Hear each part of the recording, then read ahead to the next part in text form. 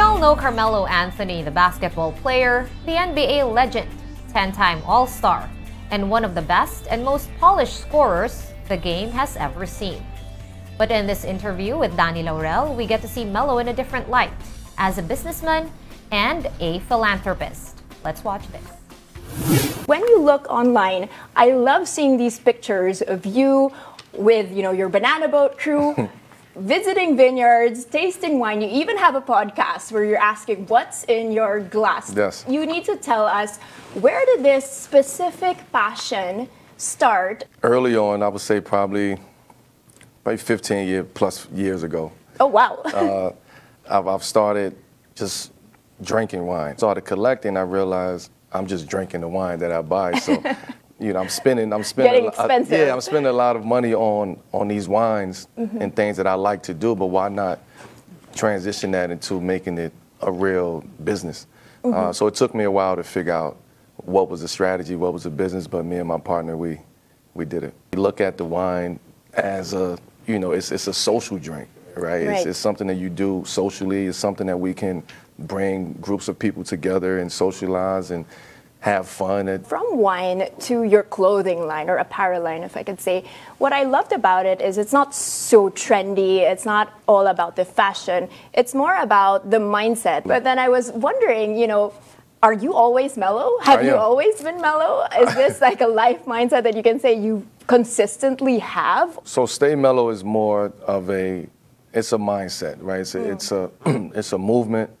It's not a moment, right? It's about creating a community, like we call it a tribe, of people, of alike who are like-minded, who think the same, who may want to just have conversation, who may just want a safe space to talk and vent and learn from other people. Here's the question I want to ask. There's so many problems you want to solve. Yeah. Clearly, there's not enough money to solve that, not enough time. Give us just one thing you want to solve here. It's hard, man. It's very hard, which is why we created the Social Change Fund. And just that initiative, myself, Dwayne Wade, and Chris Paul, we came together to figure out, to your point, there's so many issues that we will have to tackle.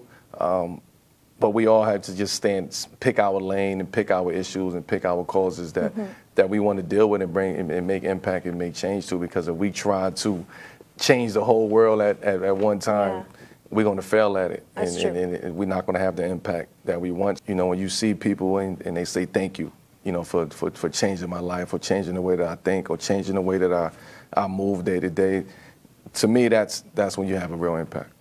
And of course, you are FIBA's 2023 Global Ambassador. That's why you're here in the Philippines. But this whole thing is not new to you. How has the game changed? How has the tournament changed? Yeah. How has basketball changed since then? Now, as, let's say, an observer or somebody that's watching. I think the game has changed, for one. The style of play has changed. The players and the talent level across the board, all around the world, has gotten better. The competition is, a lot more than what it was in 2006 as far as top to bottom. To be able to come back now and see it from somebody who, from a different point of view, to see it now and to understand it and get a different perspective on it. The game is different. The mentality is different.